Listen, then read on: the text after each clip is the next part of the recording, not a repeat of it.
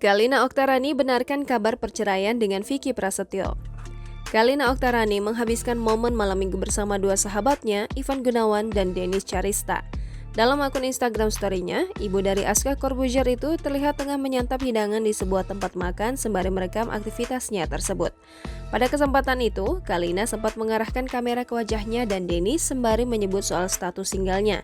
Hal itu sontak membuat Ivan Gunawan yang mendengarnya langsung kaget dan langsung memberikan pertanyaan terkait rumah tangga Galina dengan Vicky Prasetyo. Igun pun terlihat kembali menanyakan soal status Galina yang sudah tak lagi bersama Vicky. Meski enggan menjawabnya, pria 40 tahun itu terlihat bisa menyimpulkan jika pernikahan Galina dan Vicky telah berakhir dan mengucap syukur atas hal tersebut. Sebagaimana diketahui, pasangan yang belum genap 1 tahun menikah ini memang sudah sempat memberikan kode terkait perpisahan mereka. Bahkan, keduanya terlihat mengisyaratkan perceraian mereka melalui akun Instagram masing-masing. Jangan lupa subscribe, share, komen, dan like ya!